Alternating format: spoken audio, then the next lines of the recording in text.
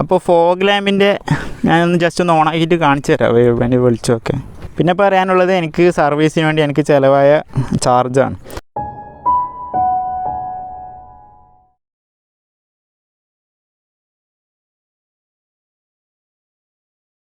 പുതിയൊരു വീഡിയോയിലേക്ക് എല്ലാവർക്കും സ്വാഗതം. അപ്പോൾ ഇതാണ് നമ്മുടെ ഹിമാലയൻ. ഞാൻ കഴിഞ്ഞ ഡെലിവറി വീഡിയോ ഇട്ടിട്ടുണ്ടായിരുന്നു മുന്നിൽ. കാണാത്തവർ ജസ്റ്റ് ഒന്ന് ഡിസ്ക്രിപ്ഷനിൽ ലിങ്ക് ഉണ്ട്, ജസ്റ്റ് ഒന്ന് പോയിട്ട് കാണുക. അപ്പോൾ ഇന്ന് ഈ ഒരു വീഡിയോ ആയിട്ട് വരാനുള്ള കാരണം മറ്റൊന്നുമല്ല, വണ്ടിയുടെ ഫസ്റ്റ് സർവീസ് ആയിട്ടുണ്ട്. 500 കിലോമീറ്ററാണ് ഫസ്റ്റ് സർവീസ്. അപ്പോൾ ഇപ്പോൾ ഏകദേശം 484 കിലോമീറ്റർ ആയിട്ടുണ്ട്. ഇപ്പോൾ ഇവിടുന്ന് തലശ്ശേരി എത്തുമ്പോഴേക്കും 500 കിലോമീറ്റർ ആവും. അപ്പോൾ ഇന്ന് ഫസ്റ്റ് സർവീസാണ്, അപ്പോൾ അവർ പോകാൻ പറഞ്ഞിട്ടുണ്ട്. എന്തായാലും ഞാൻ ഈ സർവീസിനൊക്കെ പോക്കാണ്, ഫസ്റ്റ് സർവീസിന്. അപ്പോൾ സർവീസ് കഴിഞ്ഞിട്ടുള്ള എന്തൊക്കെയാണ് വിശേഷങ്ങൾ, എന്തൊക്കെയാണ് മാറ്റങ്ങൾ വന്നിട്ടുള്ളത്, എന്തൊക്കെയാണ് അവർ ചെയ്തിട്ടുള്ളത് എന്നൊക്കെ ഞാൻ സർവീസ് കഴിഞ്ഞതിന് ശേഷം പറയാം. അപ്പോൾ ഇപ്പോൾ ഇതിനുള്ള കുറച്ച് കംപ്ലയിൻറ്റുകളുണ്ട്. 2-3 കംപ്ലയിൻറ്റ് ഞാൻ നോട്ട് ചെയ്ത് വെച്ചിട്ടുണ്ട് സർവീസിന് അവരുടെ അടുത്ത് പറയാൻ വേണ്ടിയിട്ട്. അതെന്തൊക്കെയാണെന്നുള്ളത് ഞാൻ കാണിച്ചു തരാം. ഒന്നാമതായിട്ട് ഈ ഒരു ക്ലച്ച് ഇങ്ങനെ പിടിക്കുന്ന സമയത്ത് ഇവിടുന്നൊരു സൗണ്ട് വരുന്നുണ്ട്. ഇത് കേൾക്കാൻ പറ്റുന്നുണ്ടോ എന്നറിയില്ല, മൈക്കിൽ എത്രത്തോളം സൗണ്ട് ആക്സെപ്റ്റ് ആവും എന്നുള്ളത് അറിയില്ല. ജസ്റ്റ് ഞാനൊന്ന് കാണിച്ചു തരുന്നതാണ്. ഈ ക്ലച്ചിൻ്റെ അടുത്ത് നിന്നൊരു സൗണ്ട് വരുന്നുണ്ട്, ഒന്നാണ്. പിന്നുള്ളൊരു കംപ്ലയിൻ്റ് എന്ന് വെച്ചാൽ ഈ ഒരു ഹാൻഡിൽ ഫോർക്ക് നമ്മളിങ്ങനെ ചെരിക്കുന്ന സമയത്ത് ഇവിടെ ടാങ്കിക്ക് ടച്ച് ചെയ്യുന്നുണ്ട്.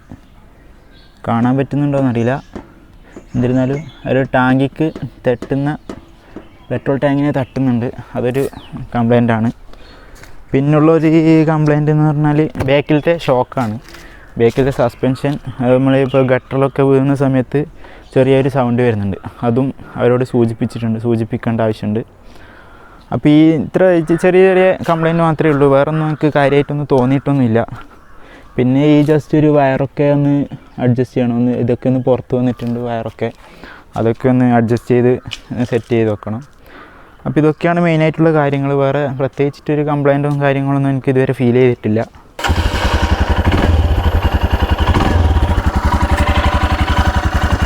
അപ്പോൾ ഏതായാലും നമുക്ക് സർവീസ് സെൻറ്ററിലേക്ക് വിടാം. ഇപ്പോൾ ഏകദേശം 454, ഞാൻ പറഞ്ഞ പോലെ തന്നെ 454 കിലോമീറ്റർ ആയിട്ടുണ്ട്. തലശ്ശേരിയിലേക്ക് ഇവിടുന്ന് ഏകദേശം 20 മേലെ കിലോമീറ്റർ ഉണ്ട്. എന്തായാലും 500 കിലോമീറ്ററിലാണ് ഫസ്റ്റ് സർവീസ്, 5000-ലാണ് സെക്കൻഡ് വരുന്നത്. എന്തായാലും 500 കിലോമീറ്റർ ആയിട്ടുണ്ട്. ഫസ്റ്റ് സർവീസിന് നമ്മളവിടെ വിളിച്ചപ്പോൾ പോകാൻ പറഞ്ഞു. അതായത് നമുക്ക് സർവീസ് സെൻറ്ററിലേക്ക് പോകാം. ഓക്കെ, അപ്പോൾ ഞാൻ സർവീസിന് വേണ്ടി ഷോറൂമിലേക്ക് പോയിക്കൊണ്ടിരിക്കുകയാണ്. ഏകദേശം തലശ്ശേരി എത്തി. ഇനി ഒരു 1-2 കിലോമീറ്ററും കൂടി മാത്രമേ ബാക്കിയുള്ളൂ. പിന്നെ അതിനിടയ്ക്ക് എനിക്കൊന്ന് ഫോഗ് ലാമ്പ് വാങ്ങിക്കേണ്ടതുണ്ട്. ഫോഗ് ലാമ്പ് അത് ഷോറൂമിൽ അവരുടെ അടുത്ത് ചോദിച്ചപ്പോൾ പറഞ്ഞത് ഫോഗ് ലാമ്പ് നമ്മൾ വാങ്ങിക്കൊടുത്തിട്ട് അവർ തന്നെ വെക്കുമ്പോൾ വലിയ ഇഷ്യൂ ഇല്ല. അല്ലാതെ നമ്മൾ പുറത്തുനിന്ന് വെക്കുന്ന സമയത്ത് ഇതിൻ്റെ വണ്ടിയുടെ വാറണ്ടിക്കൊക്കെ ഇഷ്യൂ വരും. കാരണം പുറത്തുനിന്ന് വെക്കുന്ന സമയത്ത് അവർ വയറൊക്കെ കട്ട് ചെയ്തിട്ടാണ് വെക്കുക. അപ്പോൾ അത് വാറണ്ടി പ്രോബ്ലം വരുന്നതുകൊണ്ട് തന്നെ നമുക്കൊന്ന് ലൈറ്റ് വാങ്ങിയിട്ട് അവരുടെ സർവീസ് സെൻറ്ററിൽ തന്നെ കൊടുത്താൽ അവർ തന്നെ വെച്ചിരുന്നാണ് പറഞ്ഞിട്ടുള്ളത്. അപ്പോൾ സർവീസിന് കൊടുക്കുന്നതിന് മുമ്പ് നമുക്ക് ആ ലൈറ്റ് ഒന്ന് വാങ്ങേണ്ടതുണ്ട്, ഫോഗ് ലാമ്പ്. വേറെ പ്രത്യേകിച്ച് പണിയൊന്നുമില്ല. അപ്പോൾ അവിടെ എത്തിയിട്ട് എന്താണെന്ന് വെച്ചാൽ ഞാൻ അവിടെ എത്തിയിട്ട് പറയാം. ഓക്കെ,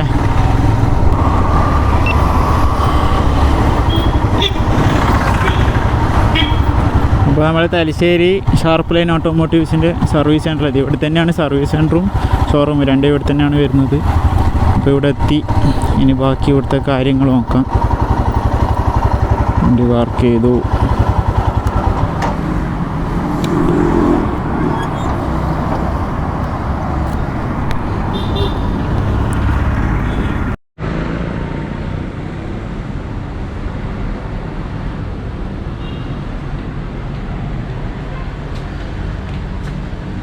ഇതാണ് സർവീസ് സെൻറ്റർ. പക്ഷേ ലഞ്ച് ബ്രേക്ക് ആണെന്ന് തോന്നുന്നു.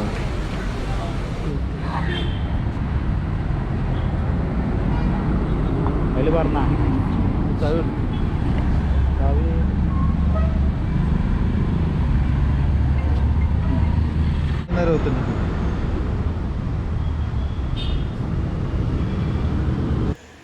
അപ്പോൾ വണ്ടി അവിടെ സർവീസിന് വേണ്ടി ഏൽപ്പിച്ച് അവിടുന്ന് ഒരു ബില്ലൊക്കെ തന്നിട്ടുണ്ട്. ഇനിയുള്ള കാര്യങ്ങൾ നമുക്ക് സർവീസിന് ശേഷം, സർവീസ് കഴിഞ്ഞ് വണ്ടി കിട്ടിയാൽ പറയാം. ഓക്കെ.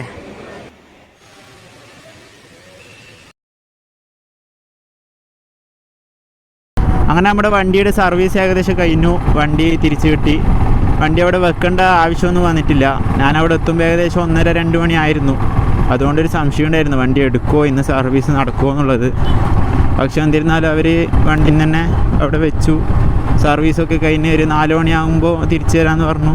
പക്ഷെ എന്നാലും കുറച്ച് ലേറ്റായി. എൻ്റെ ഫോഗ് ലാമ്പൊക്കെ ഫിറ്റ് ചെയ്യേണ്ട സമയം എടുത്തു. ഒരു 5:30 ആ ടൈം ആകുമ്പോഴേക്കും വണ്ടി തിരിച്ച് കയ്യിലേക്ക് തന്നിട്ടുണ്ട്.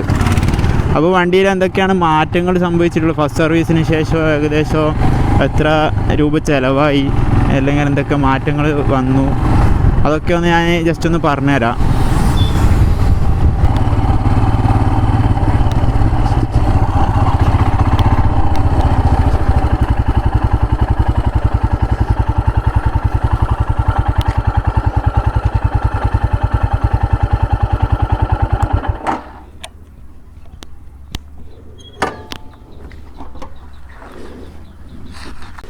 അപ്പോൾ ആദ്യം തന്നെ ഞാനൊരു കംപ്ലൈൻറ്റ് നേരത്തെ നോട്ട് ചെയ്ത് വെച്ചത്, ഒന്ന് ഈ ഒരു ഫോർക്കും പെട്രോൾ ടാങ്കുമായിട്ട് കൂട്ടിമുട്ടുന്നൊരു പ്രോബ്ലം ആയിരുന്നു. അതേതായാലും അവർ ശരിയാക്കിയിട്ടുണ്ട്.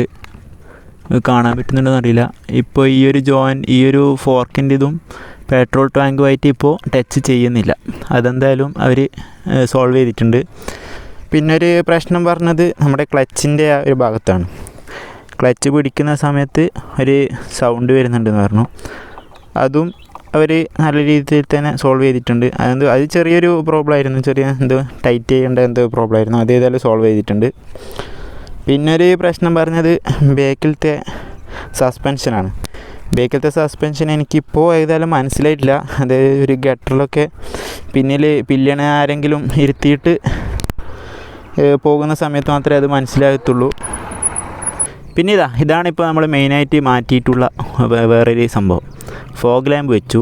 ഇത് ഫോഗ് ലാമ്പിന് ഏകദേശം റേറ്റ് വന്നതെന്ന് വെച്ചാൽ ഒരു ലാമ്പിന് 1200 രൂപ, രണ്ടെണ്ണത്തിന് കൂടി 2400 രൂപ വില വന്നു. വെക്കാൻ ഫിറ്റിംഗ് ചാർജ് കൂടാതെയാണ് ഇത്. വാങ്ങിക്കാനുള്ള ഒന്നിന് 1200, രണ്ടെണ്ണത്തിന് 2400 രൂപ. ഡിസ്കൗണ്ട് കഴിച്ച് 2000 രൂപയ്ക്ക് നമുക്ക് കിട്ടി. പിന്നെ ഇത് ഫിറ്റിംഗ് ചാർജൊന്നും നമ്മുടെ അടുത്തൊന്നും വാങ്ങിയിട്ടില്ല. ഫിറ്റിങ്ങൊക്കെ ഞാൻ ഷോറൂമിൽ നിന്ന് തന്നെ, സർവീസ് സെൻറ്ററിൽ നിന്ന് തന്നെ ചെയ്യിപ്പിച്ചതാണ്. അവരാകുമ്പോൾ അതിൻ്റെ വയറൊന്നും കട്ട് ചെയ്യാതെ വെക്കും. അതാകുമ്പോൾ വാറൻറ്റി ഇഷ്യൂസോ അങ്ങനത്തെ പ്രോബ്ലംസ് ഒന്നും ഉണ്ടായില്ല. അപ്പോൾ അത് വലിയൊരു ഉപകാരമായിരുന്നു.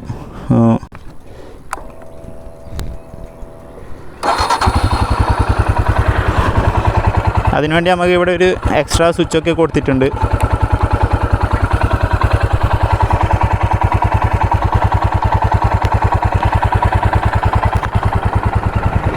രാവിലെ നല്ല വെയിലാണ്, അതാണ് ഇത്ര വെളിച്ചം കാണാത്തത്. രാത്രിയൊക്കെ ആകുമ്പോൾ നല്ല വെട്ടമുണ്ടാവും എന്നാണ് എനിക്ക് തോന്നുന്നത്. അവിടെ നിന്ന് ജസ്റ്റ് ഒന്ന് സാമ്പിൾ ജസ്റ്റ് ഒന്ന് ട്രൈ ചെയ്ത് നോക്കിയിരുന്നു. അക്കരെയൊക്കെ നല്ല വെളിച്ചം കണ്ടിരുന്നു. ഓക്കെ. പിന്നെ എനിക്ക് തോന്നിയൊരു മെയിനായിട്ടുള്ളൊരു മാറ്റമാണ്, എനിക്ക് തോന്നിയതാണ്, സംഭവം ശരിക്കും മാറിയിട്ടുണ്ടോ എന്നുള്ളത് അറിയില്ല. നമ്മുടെ ഈ ഒരു എക്സോസ്റ്റ് സൗണ്ട് ചെറുതായിട്ടൊരു ബാസ് കൂടിയ പോലെ തോന്നുന്നുണ്ട്. അത് ശരിക്കും മാറിയതാണോ അല്ലെങ്കിൽ എനിക്ക് അങ്ങനെ തോന്നുന്നതാണോ എന്നറിയില്ല. എന്തായാലും സൗണ്ടിൽ എനിക്ക് ചെറിയൊരു മാറ്റം തോന്നുന്നുണ്ട്. എന്തായാലും ഇത്രക്കാലം ഒരു ബാസ് കുറഞ്ഞ പോലത്തുള്ളൊരു സൗണ്ടായിരുന്നു. ഞാൻ വേറെ BS4 വണ്ടിയും ഈ ഒരു വണ്ടിയുമായിട്ട് കമ്പയർ ചെയ്തിരുന്നു, 2 വണ്ടി ഒന്നിച്ച് വെച്ചിട്ട്. അപ്പോൾ ഒരു സൗണ്ട് കുറഞ്ഞ പോലെ തോന്നിയിരുന്നു. ഇപ്പോൾ ഏകദേശം എന്നാലും നല്ലൊരു ബാസുള്ള സൗണ്ട് തന്നെ കിട്ടുന്നുണ്ട് എനിക്ക്. അതെനിക്കൊരു ചെറിയൊരു മാറ്റമായിട്ട് തോന്നുന്നുണ്ട് ഫസ്റ്റ് സർവീസിന് ശേഷം. പിന്നെ പറയാനുള്ളത്, എനിക്ക് സർവീസിന് വേണ്ടി എനിക്ക് ചിലവായ ചാർജാണ്. അതായത് ഫസ്റ്റ് സർവീസ്, ഈ കമ്പനി പറയുന്നത് ഫസ്റ്റ് സർവീസ്, സെക്കൻഡ് സർവീസ്, അതായത് 4 സർവീസ്, ആദ്യത്തെ 4 സർവീസ് ഫ്രീ സർവീസാണെന്നാണ് പറയുന്നത്. പക്ഷേ ഫസ്റ്റ് സർവീസിൽ എനിക്ക് ഏകദേശം 1050 രൂപ ചിലവായി. അത് സർവീസ് ചാർജ് ഇല്ല, സർവീസ് ചാർജ് ഫ്രീ ആണ്. അത് ഫസ്റ്റ് സർവീസിൽ അവർ ഓയിൽ ചേഞ്ച് ചെയ്യുന്നുണ്ട്. അപ്പോൾ ഓയിലിൻ്റെ ചാർജാണ് ഈ 1050 രൂപ എന്ന് പറയുന്നത്.